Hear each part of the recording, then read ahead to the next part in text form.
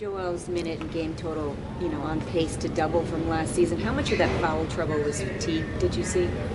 I didn't feel that. I felt like that's a great matchup. You go Embiid and Whiteside, and two legitimate big men, skilled big men that want to go at each other.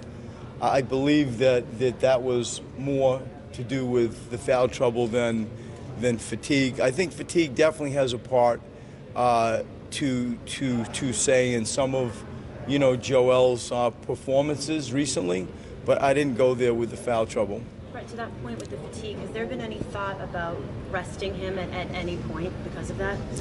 We talk all the time about Joel, and as far as a definitive plan, there is not one. But Joel and JJ and some of our other guys, I think all that you talk about, but like I say, there's no definitive plan as we speak.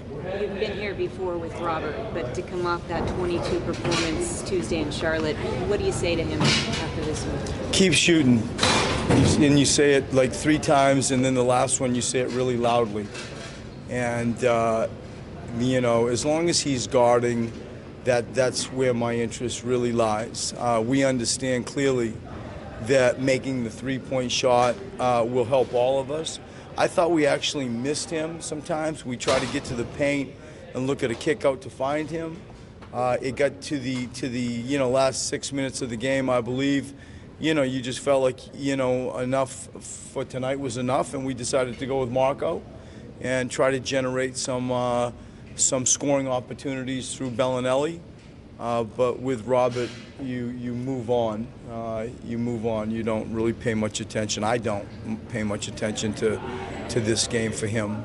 This portion of the schedule has been such a grind for you guys, especially with the road games. So with all of the players, not just Joel, how do you balance getting them rest, keeping them fresh, but also trying to win these crucial games? I think that it's that fine line, as you pretty much just said, of how do you get better, win games, and find some semblance of rest. I can get into a bunch of coach speak. We actually feel like we have the answers, and it is not a scripted plan. It's stuff. At times, you feel different things as this moves along. We have been on the road a lot. It's good. I think it's a tremendous learning thing that we're going through right now. You're playing against legitimate teams that will be in the playoffs. You're feeling a playoff defense. You're feeling a playoff intensity. And we will learn from this. And how we sort of like take these recent examples and do what you just asked will be completely thought through. And we understand sort of the holy grail of the next month. With Ben, one turnover the last game against the Hornets. Tonight he ran into turnover trouble. What differences did you see? I mean, you always go to the tenacity of Miami's defense. I think that, they were trying to tie up the series. They're here at home. They had a tough loss to Washington. I thought that they played really well in that game. And they're a really good defensive team.